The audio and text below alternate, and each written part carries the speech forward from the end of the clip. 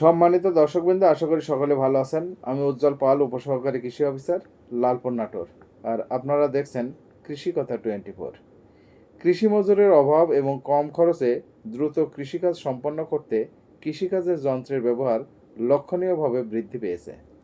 Combine হারভেস্টারের মাধ্যমে দ্রুত সময়ে গম কাটা, ঝাড়া, দানা পরিষ্কার হয়ে বস্তাবন্দি হয়ে যাচ্ছে। খুবই সুবিধা হচ্ছে কৃষকদের। স্বাভাবিকভাবে এর চাহিদা দিন দিন বৃদ্ধি পাচ্ছে। কম্বাইন্ড হারভেস্টারে ফসল কাটার পরে গম খেতে অগোছালো খড় বা নাড়া পড়ে থাকছে। পরবর্তী ফসল চাষের জন্য জমি দ্রুত ফাঁকা করতে জমিতে পড়ে থাকা নাড়া বা খড় কৃষক ভাইয়েরা পুড়িয়ে দিচ্ছে। আমরা কি জানি এতে আমাদের উপকার না ক্ষতি হচ্ছে? আগেকার দিনে জমিতে পোকামাকড় মারতে আগুন দেওয়ার রীতি ছিল। সেখান থেকে অনেকেরই ধারণা এতে জমির উর্বরতা ও স্বাস্থ্য ভালো হয়। কিন্তু ধারণাটি মোটেও সত্য নয়। 1 একরে 1 থেকে 1.5 টন খড় উৎপন্ন হয়।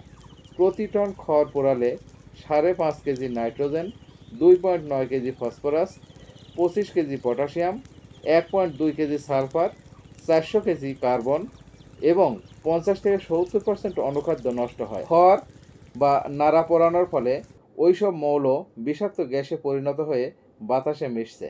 এতে পরিবেশেরও ব্যাপক ক্ষতি হচ্ছে। আগুন দিয়ে পোড়ালে জমির মাটির নরম অংশ সঙ্গে উপকারী পোকা, জীবাণু এবং কেঁচো নষ্ট হয়ে যায়। চাষের জন্য জমির উপরিভাগের 6 ইঞ্চি মাটি খুবই গুরুত্বপূর্ণ। নাড়া পোড়ানোর ফলে সবথেকে বেশি এই অংশেরই ক্ষতি হয়। এর ফলে জমি বন্ধা পর্যন্ত হয়ে যেতে পারে। এছাড়া নাড়া পোড়াতে গিয়ে প্রতি বছরই কিছু না কিছু দুর্ঘটনা আমাদের খবরে আসছে। যেমন পাশের জমির ফসল পুড়ে যাওয়া, অগ্নিদগ্ধ হওয়া, এমনকি মর্মান্তিক মৃত্যু পর্যন্ত হচ্ছে, যা মোটেও কারো কাম্য নয়। তাই আসুন ক্ষেতের নাড়া বা খড় না পুড়িয়ে চাষের সাথে মিশিয়ে জৈব সার তৈরি করি। মাটির উর্বরতা শক্তি বৃদ্ধির মাধ্যমে পরবর্তী ফসলে বাড়তি ফলন নিয়ে নিজেরা স্বাবলম্বী হই আর কৃষিকে সমৃদ্ধ করি। ধন্যবাদ সকলকে। ভালো থাকবেন সকলে।